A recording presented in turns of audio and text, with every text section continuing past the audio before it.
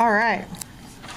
So, ESL assessment, language proficiency assessment, session 3. Right? Yep. I sure hope this is the right week. That's what I've been spending all day working on. Oh my god, we have a quiz due today. We're either doing it in class or after. Yeah, you'll have time if you want to do it in class. It's online. It's on the Moodle. It's open note. Is it due by today? Well, No. you know. Okay, I just thought I was only pushing. The sooner you get it down, the sooner I can grade it. Yeah, it's over chapter 5. Yeah, and this is what we're talking about it today. So, chapter 5 is what we're covering. So you're good. All right. So we're going to talk about language proficiency assessments, the different types of assessments that we offer, what we specifically use and what you could use. We're going to analyze speech and writing samples, which is going to be part of what you do when you do your assessments. Your whatever, project 3, 4, project, whatever's due on session 5. The linguistic analysis project? Yeah. Okay, so not doing presentations right now.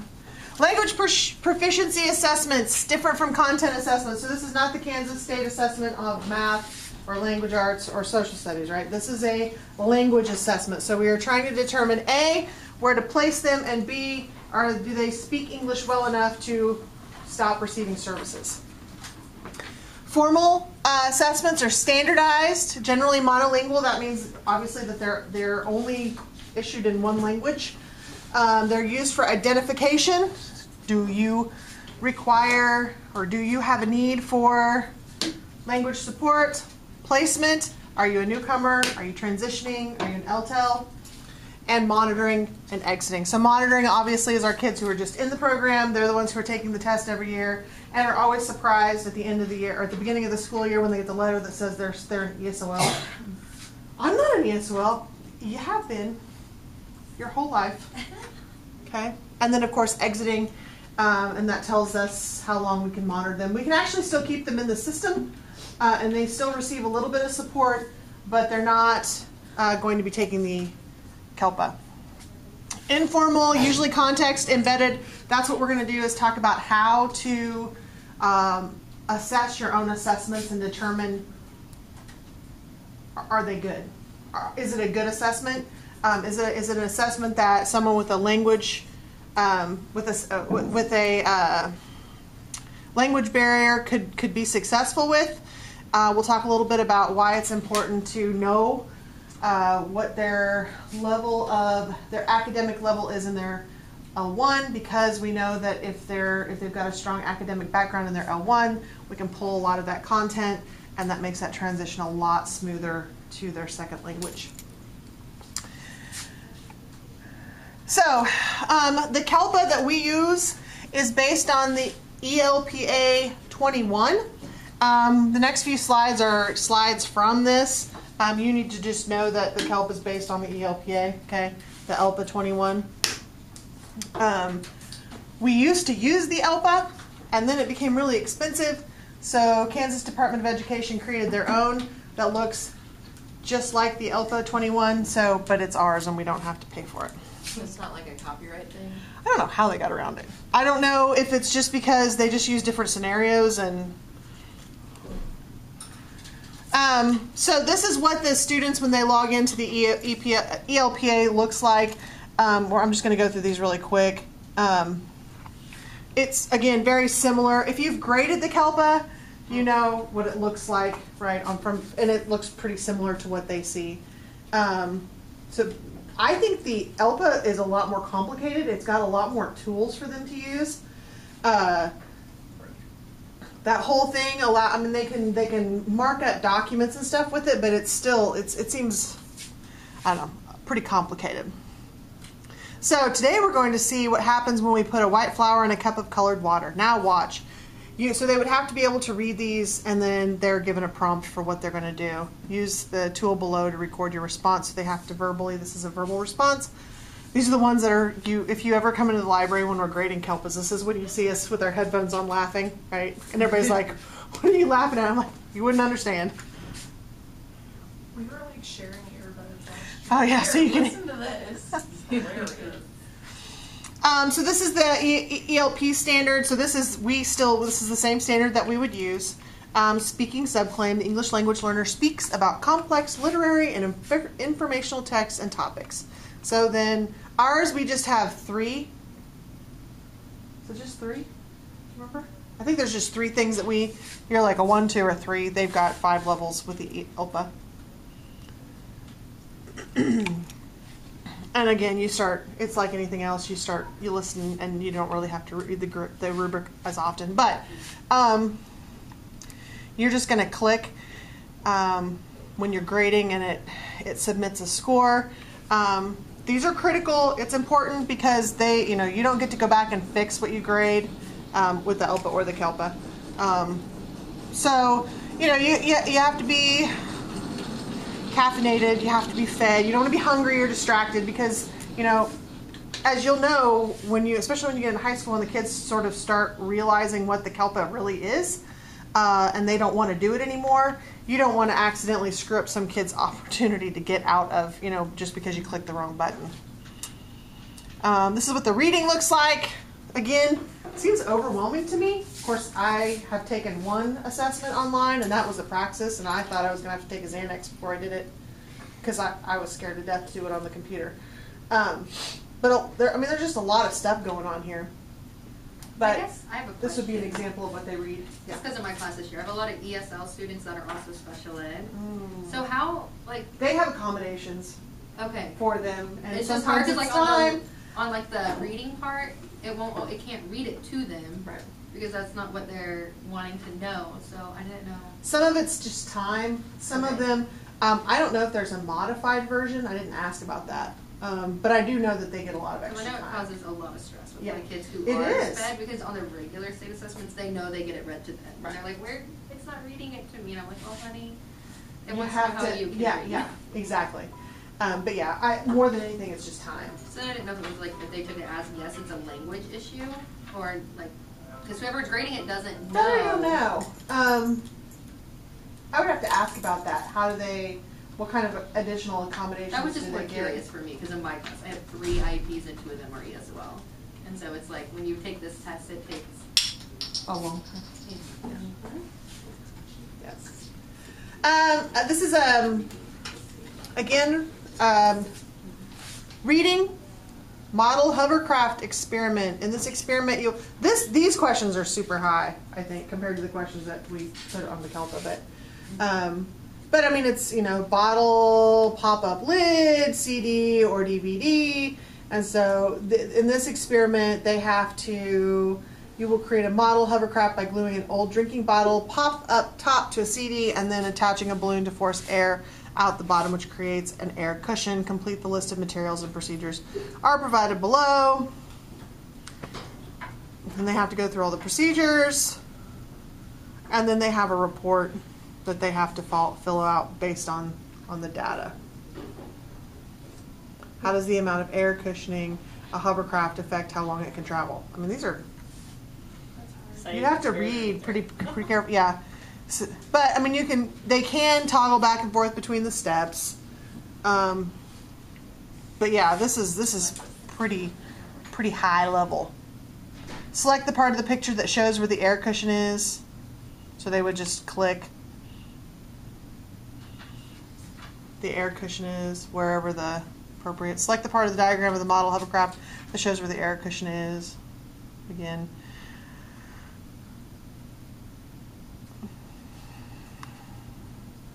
Is that one of those squeezy bottle caps? You know, how about like when you pull it up? Yeah. Hovercraft probably do not travel well over rough or rocky ground because. So there's reading, there's writing, there's reading, and there's problem solving. I think there's writing.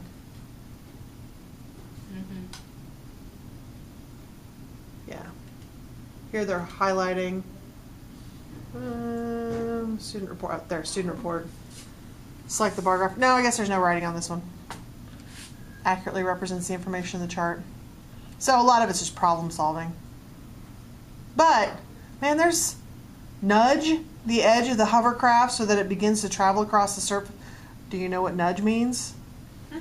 use a stopwatch measurement. And I don't know, maybe this is part of the reason we went away with it. I always got the impression that it was because of money, but I don't think a lot of our kids would be able to do this. And hovercraft is misleading too, because if you ask a kid what's a hovercraft, it's basically a Segway with no handles. Or they're thinking like really futuristic. Yeah. Like aliens. Right. Like Back to the TV Future. Future. Yeah. TV show. Yeah. Or, I mean, they do have like the hovercrafts that go in the water, but they're not something that like you like can have. I mean, you could buy, I guess, make one or build one, but it's still not, you know.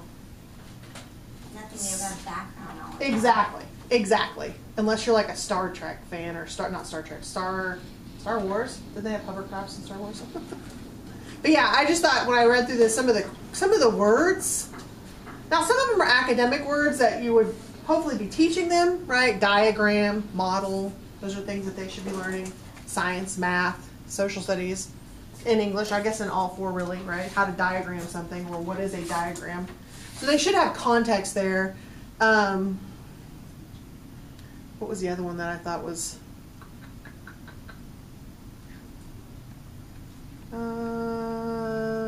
Average amount, air balloon, cushioning. I don't remember. Seems like there was something else I thought was kind of a. I would think they would have a hard time just because of the language. So that's what the ELPA looks like. What it sounds like. So those were written. This is kindergarten. This is a listening. Hi, my name is Jason. I need your help. Can you help me find some things in my bedroom? Click on the robot. Click on something you can wear. Something you can wear. Thank you. Now help me put some things away. It's really quiet. Put the shoes under the bed. Put the lamp onto the table. Why do I not have sound? Move the words to make the sentence. The girl is planting flowers.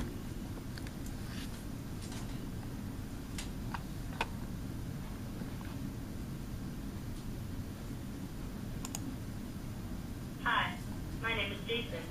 I need your help. Can you help me find some things in my bedroom?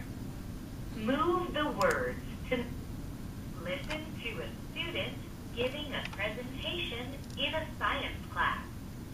Hi everyone. I did my habitat project on the tropical rainforest. The tropical rainforest gets lots of rain, and the temperature stays warm so animals and plants can stay comfortable all the time. Take a look at this graph. This is what the temperature looks like all year. It doesn't get really cold in certain seasons like it does in other habitats. Scientists describe 4 layers of the rainforest. I'll show them to you one at a time. The bottom of the rainforest is the forest floor. It includes everything on the ground, like roots and small animals. The next layer is called the understory. It is home to most of the plants, trees, and animals. Well, at least the animals that can't fly. Above the understory is the canopy. The canopy is like an umbrella because it covers the rainforest. Most animals that fly live in the canopy. Above the canopy is the emergent layer. It's mainly just the tallest trees that stick out of the top of the canopy. Are there any questions? I'm curious about the emergent layer. If the trees in the canopy cover the rainforest, how can... So it's a lot of listening. And that's granted, that's high school science, but Still be like some breaks in there. yeah, it's Elementary's really long too. it's moving at a pretty good pace. That was On that K-12. on that test, are they allowed to like go back and listen to parts if they need to? I believe they can go back and listen, but they can't. I think it has to be the whole thing. Like, I Right. think you can pick. You what- can't stop it and start it. Oh. But this is the ELPA. We don't use this, so it's a little Listen like I to said. an announcement from the school principal. Follow the speaker's directions for a writing task. I have Great news, This one has the everyone. words. A Yeah. famous Yeah, so they can read it. journalist is going to come to our school. His name is Jose Medina. He is going to visit next week. I am collecting questions from students. So that's a writing prompt. So this is what the ELPA looks like. The CALPA, which is the system that we use, and for some reason I went into Kite, and Kite would not let me open any of the practice tests. I remember they had less talking per question. Yeah, I think it's altogether just easier. I think it's an easier exam, but it's still based, the process, the system, the way it looks still is the same. User friendly. Yeah. So if you ever get the opportunity to grade a CALPA,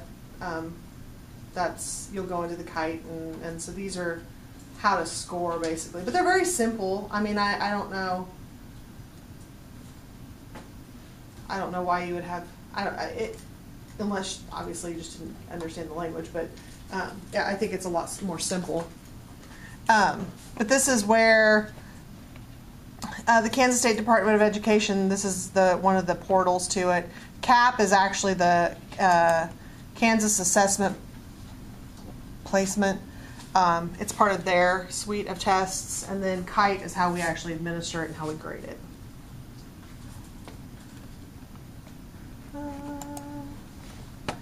WIDA, we don't use WIDA anymore. WIDA is actually another organization that sells tests, basically. World Class, hang on, I have to always look up this acronym. World Class Instruction and Design. I like the fact that it's world class. I always think of fireworks when I see it. World class fireworks. Again, similar. Oh, where's my test? There we go. You can actually access. Access is their website, or is their test that they administer. Test demo, I think is what I want.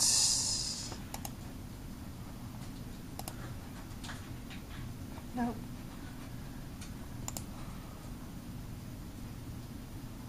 There we go. So here's a writing sample from WIDA.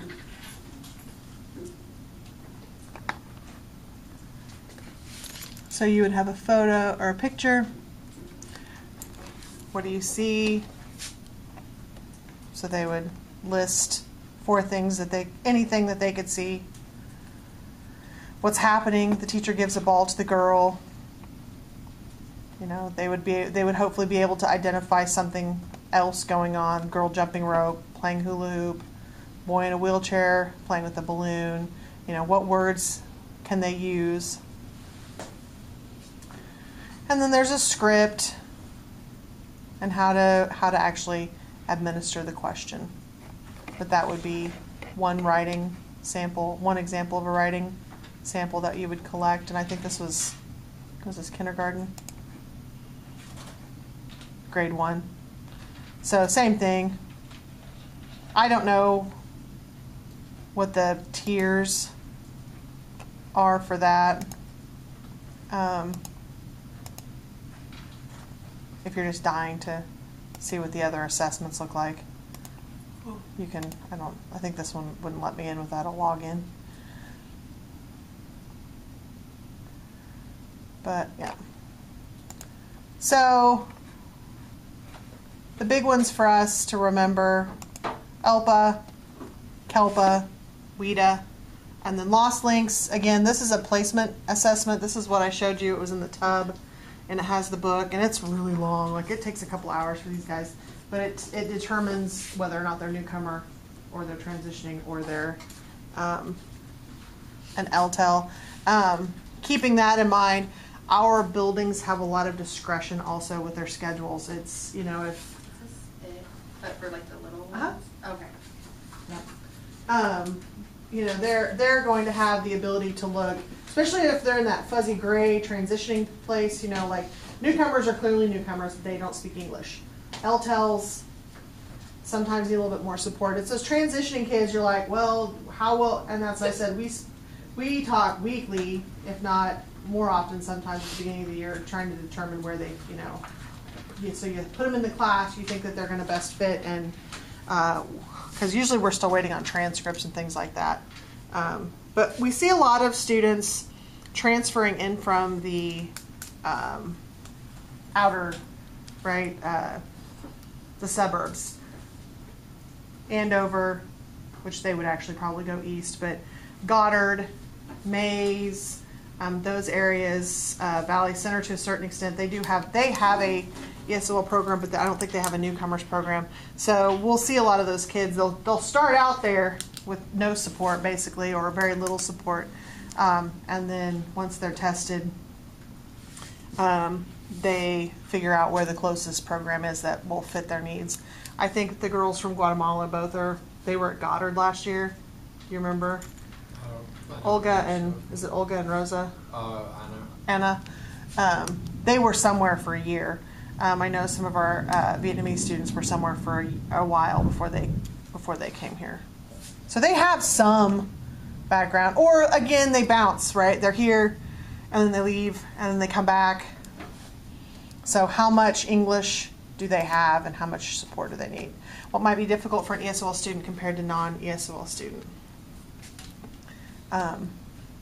So that also is going to be, if it's not an indicator, it's definitely a flag, a warning.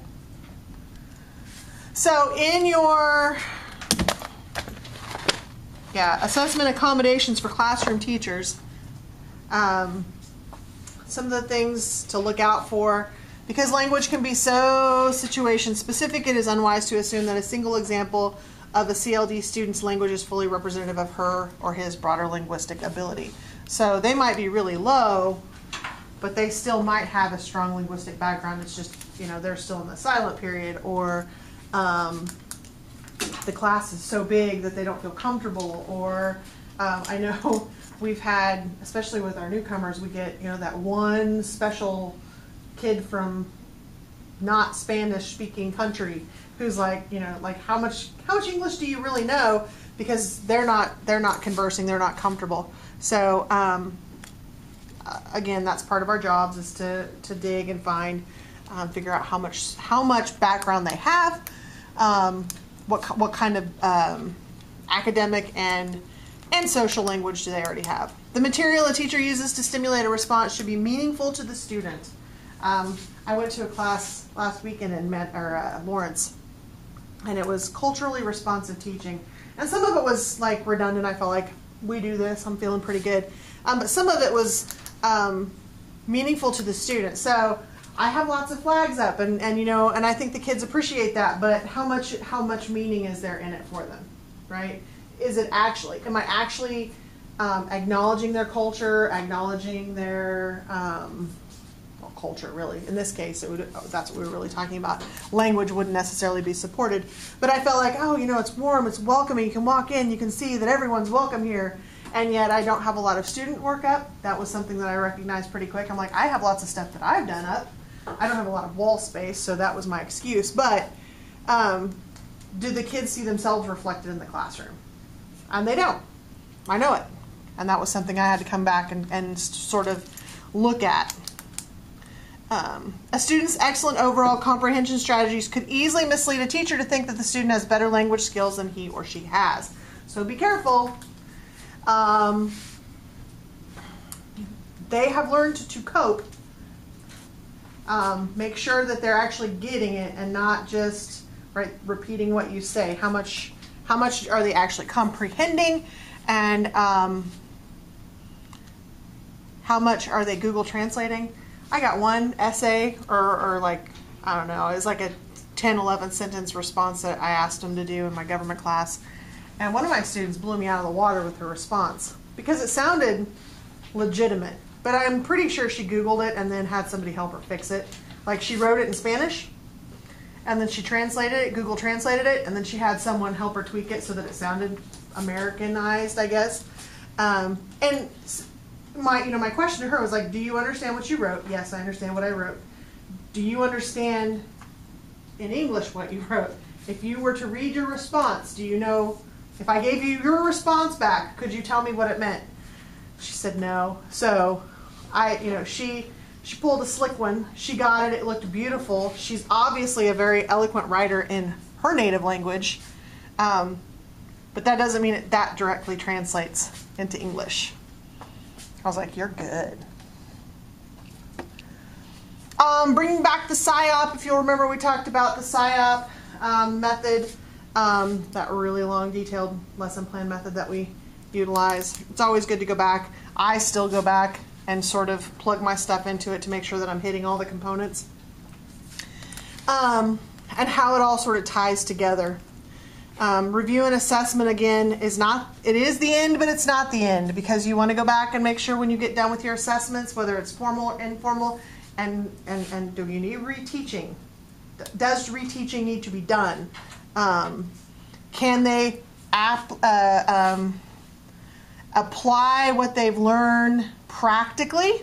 Can they practice it, or have you given them the opportunity to practice it? I was talking to my department lead today about the building as a whole. One of the things that we don't give the kids enough to do, and it feels like because we're always telling them to be quiet because they talk all the time, but that we don't actually give them an opportunity to have academic conversations because it's uncomfortable and they're noisy and it's hard to get them back together. So it's like we just slide on by that, and we don't give them the time to talk.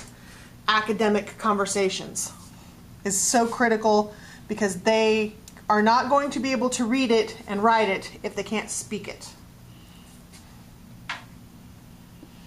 All right, so this is going to be what we build on for that, one of your projects, Session 5 project. So in your book, we've got some terms and some information to focus on. So if you have your book, great. If you don't, I will show you what I'm talking about. So, the first is on page 158. The Student Oral Language Observation Matrix is one of our tools. Student Oral Language Observation Matrix. It's very easy to have copies of this. I used to be really good at it, now I don't have the newcomers anymore, so I don't do it as much as I should.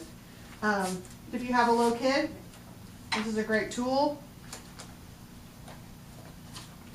to just very quickly assess where they're at. On page 160 is the Expressive Communication Rubric, ECR, same thing.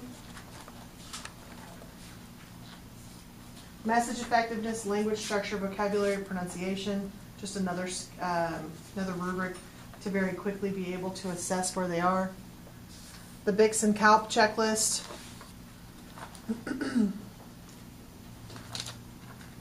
Page 152 and 153. It goes through the 4 domains for each one.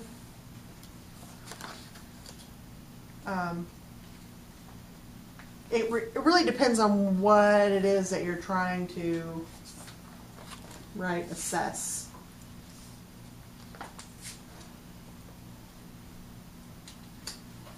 Communications and functions checklist. It's a little simpler.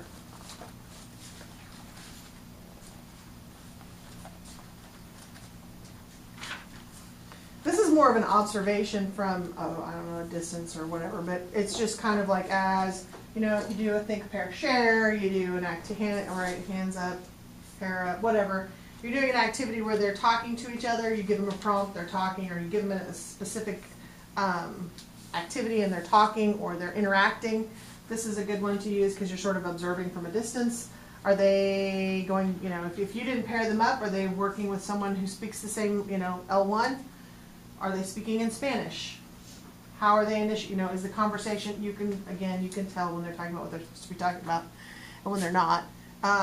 If then you're going to obviously go over and you're going to encourage them to use their L2. You're going to encourage them to use English. How is that transition? Is it rough? Is it, do they automatically switch straight into English? Does one have a stronger grasp of it? Is one leading? Those kinds of things. I think with this, you're gonna wanna be meaningful with your groups, your pairs, put a high and a low together, or put two. You know, you wanna see how they're gonna react in specific situations. Myths and realities, you still have my book? Yeah. Okay. I was looking for it earlier and I was like, I don't have your myths and realities. I have your older edition. my older edition of this. Okay, so Kellenberg's got my myths and realities. Somebody's got my myths and realities. I don't remember what the chart is on 108 and 110 and myths and realities, but you guys can look at that. So all of these charts are going to be helpful when you guys start looking at your assessments and determining where your kiddos are. Content-based assessment project.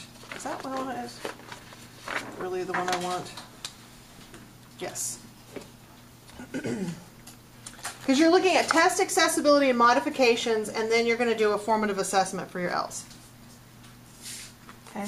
So where are they here? This is giving you the informal information. Because remember we talked about the formal ones.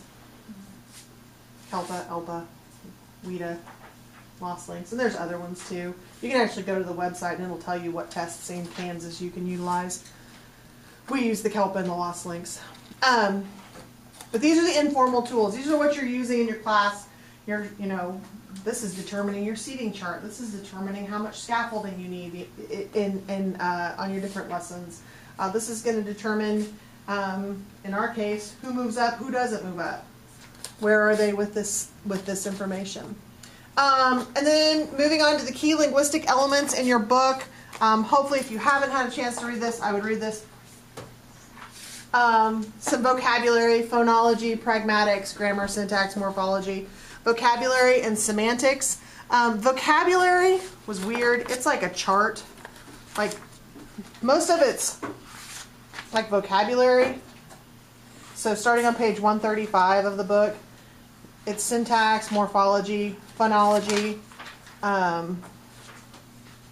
Gives you a really good, on page 137, if you're sort of unsure with your kids, there are some really good, quick, informal assessments that you can do also, like with actual examples. Semantics, pragmatics, and then vocabulary is a chart, right? It gives you an example. We call this the links chart, but that's going to be a big part of it. And then it goes into the home language surveys.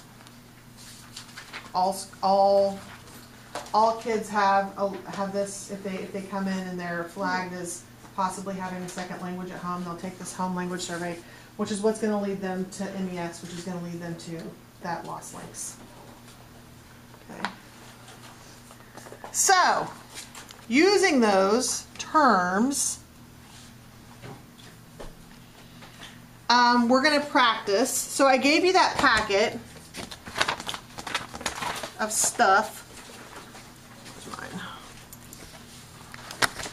That has, I don't even remember what that's on the front page. One of them, there's like 2 charts and then there's like a packet of reading.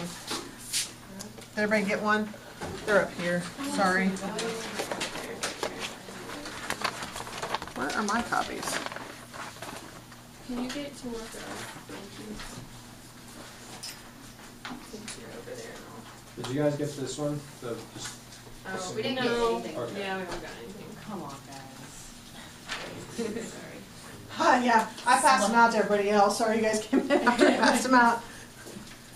So, using these 3 tools, so one side is the language simplification guidelines, the other side is the accessibility test practice for ELs, and then you have the tool to evaluate language complexity of tests. This, mine looks a little bit different, but I actually have one of these on cardstock. Because when I was writing tests, when I first started writing tests for my ELs, I was checking constantly. Because I usually use the test bank, especially for history. A lot of the times I just use the test bank and then I go in and rewrite the questions. That way I didn't have to come up with the whole question myself. but it gave you the base, right? And so then you're going in and you're rewriting, you're using, maybe you're changing some of the words, changing some of your options, maybe you're taking away, which totally floored me. Found out that the government and the AP government and AP US history exam, they've taken away a question or an option. So it is no longer A through E. It's the standard A, B, C, D, which is pretty huge if any of you are in the AP world or ever taken an AP exam. The extra letter just was like painful, right? You're like, why do I need another option just to confuse me? But I think that sort of trickles down, and you can see it's not completely inappropriate with your L's to take away an option. Give them 3 options instead of 4. Because in their case, a lot of times time is against them. You have this much time to give them the test. If they take that much time to read, that much time longer to read, there's nothing wrong with taking away one of their options, doing an A, B, C if you're doing multiple choice. If you're doing a reading passage, because a lot of our history is like application. Read this text. Respond. It's okay for you to go in and modify the text. Make it easier for them. Use the language that they're going to know. It was painful for me as a history teacher to go in. Somebody said, it's okay if you go in and alter the Declaration of Independence. Right? That's kind of blaspheme right there. But it wasn't. As long as they're still getting the idea, there's nothing wrong with it. And that's part of what our assessments, you want to know, do they know the stuff? Okay. Yes, we want to make sure that they can read complex documents, and we want that, keeping things in mind. All right. So, kind of basing this on what you're going to do, this is basically the end. So, using these, and in your chart, so you can follow along, in your syllabus, if you have it, you don't have to get it out right now. But what the expectation is, if you guys can see this, so you're going to do this, you're going to base this on a test from the AAC. Circle the best response. I eat beans with. So that's the test item. That's the question. So you're going to write your test question. You're going to pick it from your test. Okay? And then it's going to ask you about the assessment focus, which is one of these pages. So right here, these are your different codes for your assessment focus. Cultural considerations. That's cultural consider. So like it's giving you some keys, right, to use. Language complexity. Other accessibility components. Okay. And then analysis and 2 modifications or alternatives. So what could you do to that multiple choice question that's maybe difficult, language barrier, whatever? And we can use for elementary, we have journeys and. Yeah, use whatever. I think it would be a good piece of data. Because they're all what's not. Yes. That's those are every terrible. Question. And I'm like, I can't even answer this. I have to read it 5 times to figure out the answer. And again, they've taken all those out of the AP exams. So if our high-level, college-bound kids, they figured out they're bad for them, why would you give them to a first grader, first of all, and a first grader that's a language learner? Absolutely. So what modifications? So I think it's not a bad idea to look at some of the curriculum that's set for us and have that opportunity to sort of dissect it. Okay? I have a ton of words on my test.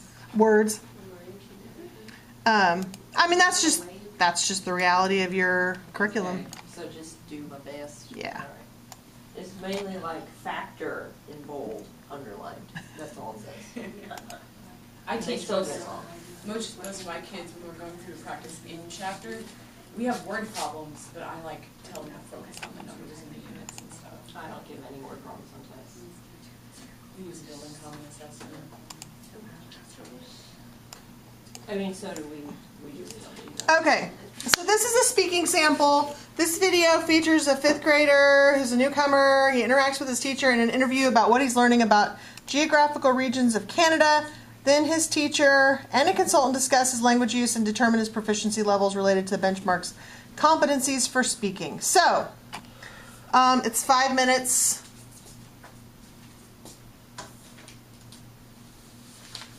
We'll watch it, we'll have this conversation, and then let you guys present. Okay? We won't even finish it. So as you're watching the sample, okay, after reviewing the terms and using both the textbook and the guiding questions from the project, which I just gave you the packets, offer 2 possible scaffolds, modifications, or alternatives to the test content knowledge for students with limited proficiency. So how could we alter this test to make it more user-friendly? Everybody good? Got what we're doing? Okay. Like I said, we won't watch the whole thing. Tell me about your picture here. No, Arctic is so cold and it is snowing. So we need, so it's late because we need some water. Why do people need water? Because they are thirsty. This is a penguin. This is lakes. And the Arctic is cold, so I drank snow. Yeah. You're from Mongolia. Tell me about Mongolia. Mongolia is winter is so cold. Yeah. So summer is so hot. So hot. Is that like the Arctic region? I think so. Yeah. Do you want to talk to me a little bit more about your picture? Anything else you want to say? This is Arctic so cold, so they are the winter so long, so this is snowing. So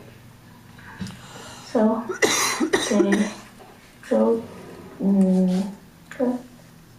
That's it? Yeah. Okay. Thank you so much, Hangai. Okay. So she did an informal interview. She's assessing his ability to articulate, to talk about a specific topic.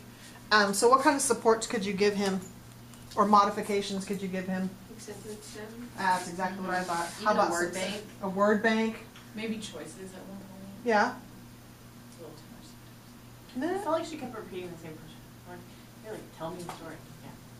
Okay. Or where she kept going, what's your, anything else you want to tell me what the picture's about? Because then that makes the kid go, oh, there's more. Yeah, I'm supposed to tell you more. Yeah, so maybe setting up expectations before.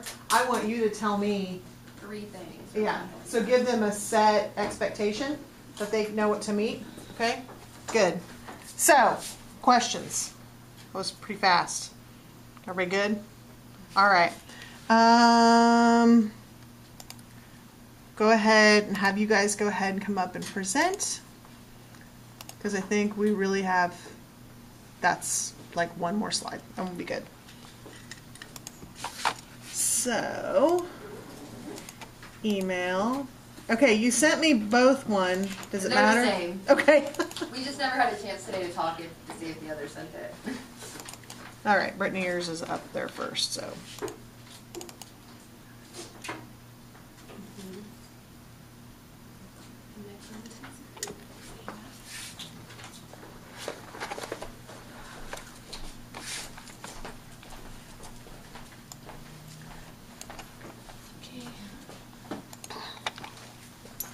Oh, thanks.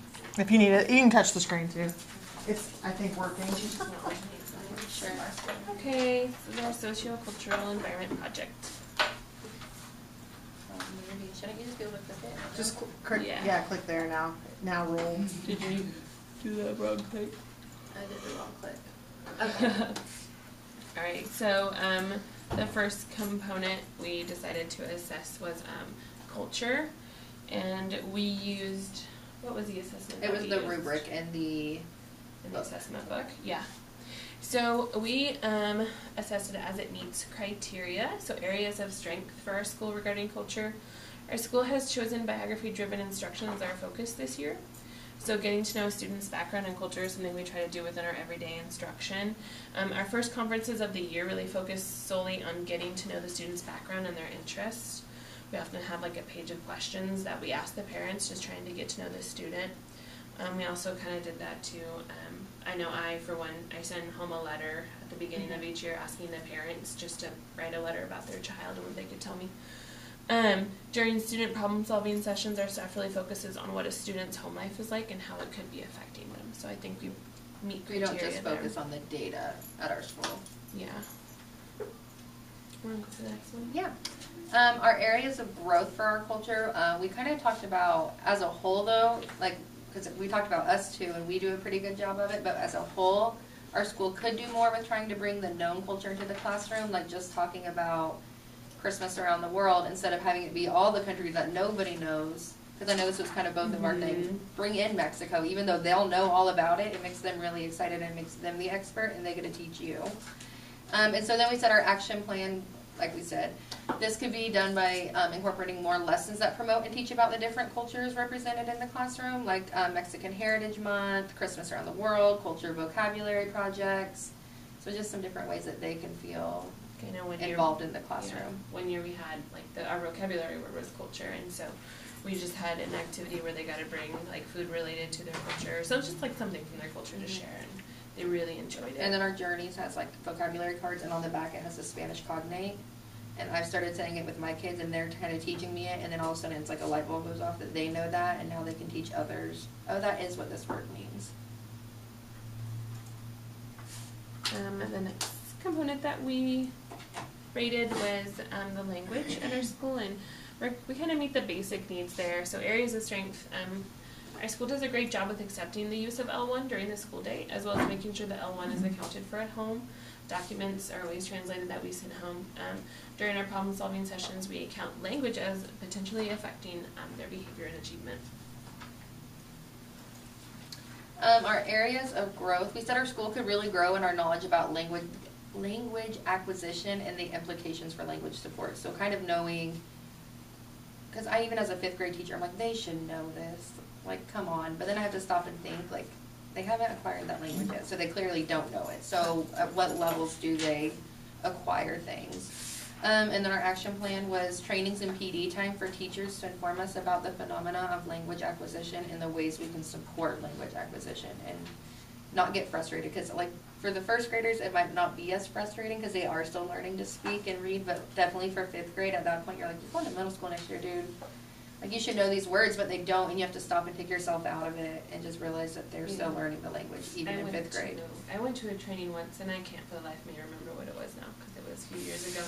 But it was kind of about that language acquisition, and they gave us an article to read, and they gave us rules, like, whenever you see an I, you have to pronounce it as an A or something, and it was hard. And I see it with my little babies, like, vowel sounds, the fact that they make 2 different sounds, like, it's just blowing their mind, and it's so hard for them, so hard. So we just have to hit it every day. And areas of, the next thing we rated was academics, and we decided we're kind of at basic needs there as well. Areas of strength, our staff understands the impact of language on the students' academic process and modifies instructions and assessments to give language support for the students. Examples, like we were talking about today, sentence stems, visuals, realia, word choice, all of those things. And how we could grow for it more is our staff could use more knowledge on specific recommendations regarding instructional modifications for our CLD students. We often seek out the ESOL teachers for instructional ideas and strategies. And so I think it would just be good if all staff as a whole could do it more. Build our teacher toolkits. Yeah, and so continued trainings for staff on best practice when teaching CLD students, as well as 100% participation from staff to obtain their ESOL endorsement. Which we are at. We only have 2, I think. No, we only have 1. Hannah has hers. She got it in college. Oh, there we go. So we only have 1 teacher, and she's new this year. But so. she tells me she's not getting paid for it, which is a bummer. Because she got it in college. Oh. Yep. Well, stinks for her. She doesn't get the extra hours. Yeah. And then the last thing we rated was our community, and we decided that we're kind of at basic needs there as well. So areas of strength, our school brings in different community volunteers and partners throughout the year. Examples are Junior Achievement, Pleasant Valley United Methodist Church, Girl Scouts and Boy Scouts, the Paul Mitchell School. We just have events with them sometimes, like they had haircuts and hot dogs, where the students got free haircuts and before picture hot dogs. That's so cool. They called it Harry Hot Dog Day. Made me laugh. We also have school fundraising events at different places. We've had Chipotle before and Chuck E. Cheese, which was a lot of fun because I went there once with my teammate, and the teachers get to go in the ticket booth, and whoever gets the most tickets, they win a pizza party for their class, and Chuck E. Cheese comes in and brings in pizza. So that's cool. Our areas of our growth, though, is like, though we do use all these places, the staff doesn't personally communicate with the community resources that assist our families and students. So we use a lot of these big name places, I feel like. Yeah, it's but- just like, I'm just kind of confused as like what resources in our area would support our CLD students, and we don't really think about that too much. Yeah, like, we just think of the people I feel like we normally have and call it a day. Whereas, like, a couple years ago, 5th grade went down to Lorena for a field trip. Like, we walked there, and it was so cool because the kids were, like, really teaching each other. And so it wasn't, like, super academic, but they were really getting to have these conversations with people who are the same as them and spoke that same language. So maybe even just doing some more outreach, things like that, would be really cool. And then our action plan was learning more about the people in our community who can help our CLD students in different ways, and kind of researching and bringing these people in during staff meetings or PD days or something like that. That's what we got. Awesome, thank you. Yeah, I know the community around here, super supportive. We have a really strong alumni too, but I know the businesses around here are super supportive of whatever. Senior Project, they're always jumping in to help with Senior Project. Lorena, and it's changed names now, but the one that's right there at 21st in Arkansas, the restaurant. So there's like there's like the O'Reilly's and the hair salon, and then there's the restaurant that's right. Armando's. Is that what it is now? It's changed names like 3 times recently. Okay. Also very supportive. When we do our, you're good. When we do our market days, you can walk around and you can always see tons of businesses that are coming in to support the kids. Some of them are big, like Little Caesars and that kind of stuff, but across the street, what is it? Gorditas, yeah. I'm trying to think of all the different ones that have helped, but yeah. And their kids are going to school here. That's a big help too. So, yeah. It's funny that you were talking about biographically driven. We had our in-service over biographically driven. Did you guys too? Yeah. For. It's part of like your Kansas Star or something. Oh, I don't know. For you. No, this was in service for ESOL. Like we chose it as one of our I don't really understand Kansas Star non-leadership. Thank you, improvement plan. Oh, okay. Okay, yeah. Ours was for just for ESOL. It was our ESOL, that very first in service day that we had the district pull out. We had one of the ladies that I'm pretty sure she was Socorro Herrera. She came and spoke to us, and that's part of that concept of being reflect. When you interact with someone, you automatically change them and they change you, and so being able to incorporate what it is that so making that connection. And so but then when I went to KU, they didn't call it biographically driven, but it's the same idea. It's like being responsive, culturally responsive, and I really love, I wish I could spend a whole class period talking about that. They really talked about how you brought up like the Hispanic Heritage Month and things like that, and they said, well, now once we're aware and those months are sort of established, now how do you incorporate them on top of each other? How do you talk about women in Hispanic culture, and how do you talk about African American women in science, and how do you talk about Asian American women in this, and then you can take it to the next level, and you can talk about leaders, and you can talk about, so it's incorporating and layering them on top of each other, and almost stepping away from the idea of those cultural months to just what are we going to talk about? What happened in September, and what are all the different cultural things that happen in September, like all the different events and all the different. So it was kind of cool. It kind of took it beyond that to like the next step. Once you're culturally you're aware, you want to be responsive, but maybe you're not quite there. So how can you take it to the next level? I'm not obviously saying any of this very well, but no, But I like how that you brought that up, because it goes right in line with it. Too, like when your instruction focuses more on that, like they're just automatically more engaged. Yes, and that's really the point, yeah, for sure. Okay, so that was the speech sample. Do you guys want to look at the writing sample? You guys good? Sorry. Okay, so anytime we seek to assess language, we must understand not only what our tests can tell us, but more significantly what they cannot. I always tell my kids when we go over the test, we look at the questions that they missed, and we talk about what, right, why. I love ZipGrade because ZipGrade will tell me exactly, like, is this like a random kid who just bombed it? Or do I have questions? Are the questions bad? Do we not cover it? So they tell us what we need that they can't do. In this case, in content-based assessments, including literary assessments, give an example. That was my example. Would a literacy assessment be a good substitute for a language assessment? What do you guys think? No. Would a literacy assessment be a good substitute for a language assessment? I know for sure that that's not true, because whenever I was tutoring and I was doing the RCBM, I had like a whole class of ESL students that their fluency was phenomenal, but they didn't understand anything they were saying at all. Yeah.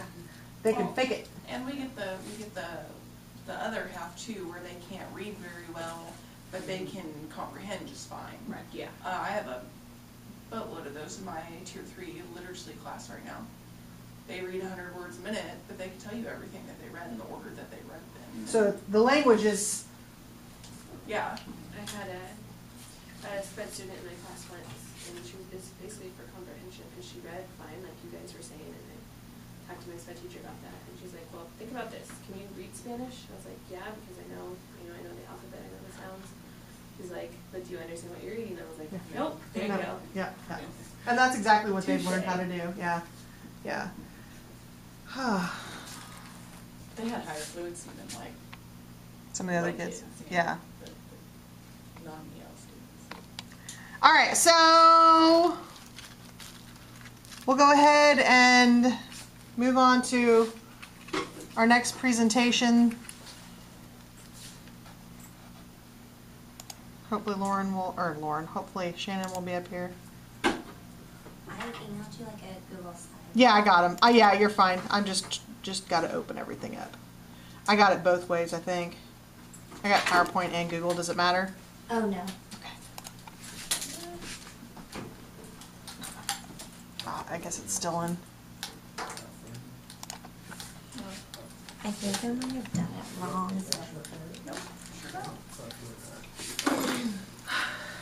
Okay. Dun, dun, dun. So I'm at Mayberry Middle School now. I used to be at Cloud, and before that I was at Colden.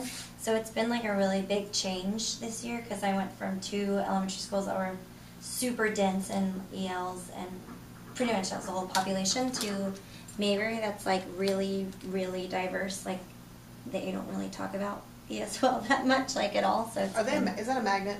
It is, okay. Yeah. So I think I did it wrong. I rated all of them, and then I picked 4 and talked about. That's fine. Okay, so at Colvin, we started out with bio-driven, I think, for the whole district. So that was kind of cool to take those strategies and just do them with all of the kids. But schools are support a full school context. I said we do it in some cases. Like I teach history, and our textbooks are like really heavy and like pictures, but it's really hard for kids to comprehend and read. Like it's not very EL friendly.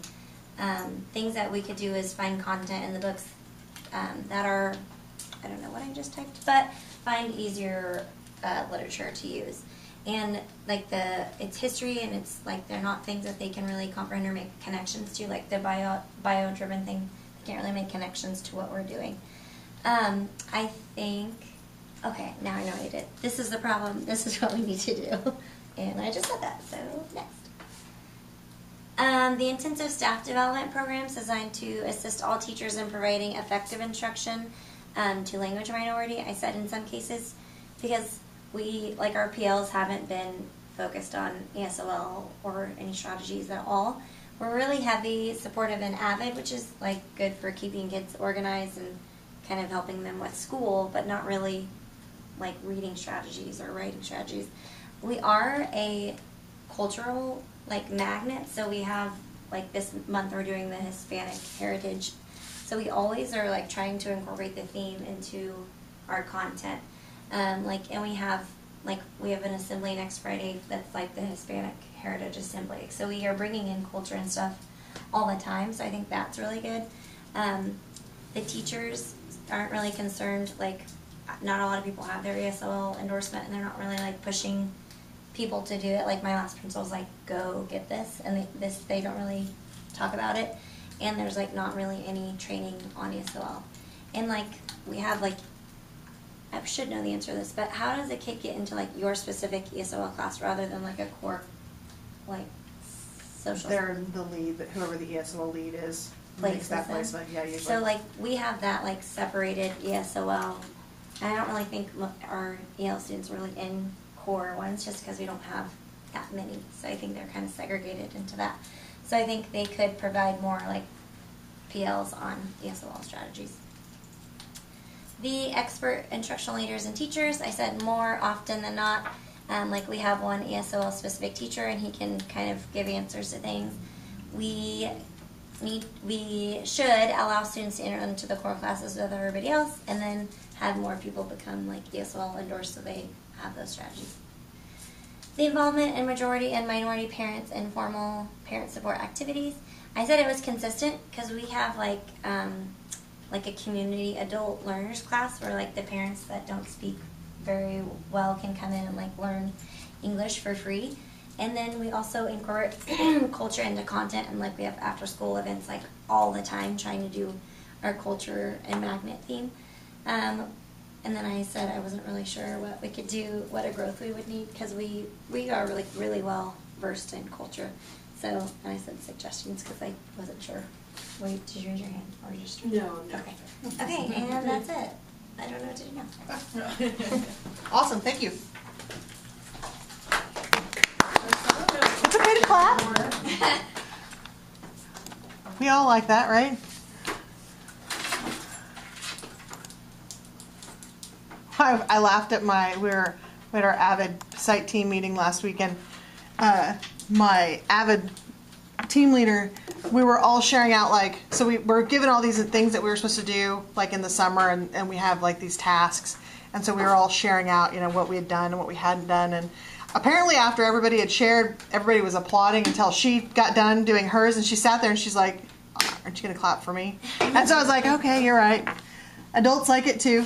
Adults like to be noticed and recognized. Okay, is that it? Did you get mine? Yes, I did. There it is.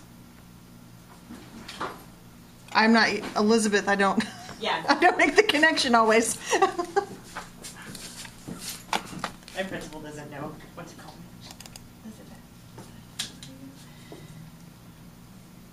Oh, I know. I know when somebody calls me Jennifer, they don't know me very well. You can just present about All right, so this was interesting because I had to ask a lot of people, and I went to talk to my our ESL coordinator.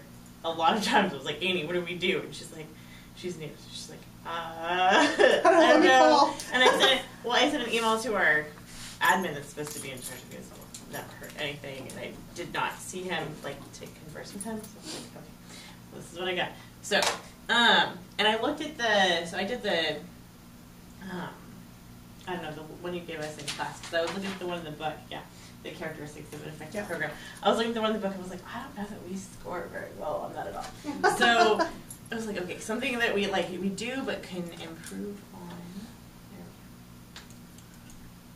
Okay, so our administrator is Mr. Surrender. Our coordinator is Annie Dehath. We have ESL classes that fall, we have a language class that falls under the language arts department. And I don't have any idea how many endorsed teachers we have. We have a number of them in the building, and it's not like push, but it's not. When I said I wanted to take classes, they're like, yes, you take classes. So, I looked at criteria 3, which is intensive staff development programs. And we do a really good job of personal development. and they meet multiple goals, but it's more like focused on, we do a lot of AVID strategies, we do a lot of BWICR, and not necessarily ESL. So I said, like, just easily including reference to how strategies can be targeted to our ELL kids. And maybe have indoor teachers go through and just be like, hey, here are some like specific strategies that you can use for these kids. Because I feel like even when we were going through methods stuff last semester, I'm like, yep, I do that. Yep, I do that too. So it's just like a reiteration of what we already do and making sure teachers are doing. Organization of instruction and of basic skills and academic content around thematic units. I think we as a district do a really good job with that. We have like this is the IUG that I have for my freshman classes. So this is the freshman English class, or English, like what I'm supposed to cover this year. And we have everything broken out into the thematic resource sets, identity, perspective, and relationships, and then it has all the different things that you can teach for that. So we do a really good job at that. I said, we could possibly link, like, you have like all of the different strategies, and what, like, I was trying to think as we were going through, because I feel like my EL kids, like, they have their EL class, and then they have their regular class, and I have like a kid in my honors class that's taking like both his like language class and my class, and I feel like it's a lot of the same stuff over again. So I was talking to one of the teachers, and she's like, I'm trying to not do as much literature and do more cultural kind of stuff. So there were a lot of interesting conversations with a couple of different people in my building. So that was really cool. But like, we never talk about that. Like, we don't have like a ESL department, any kind of meeting at all, and I think that would be good. So maybe instead of department meeting for PD time, meeting with our EL people and say, okay, this is what we got in the building. I think it would be helpful. Frequent student interaction through the use of collaborative learning techniques. So I feel like this is like something that we do with AVID, and it's just kind of ingrained in what is expected of us.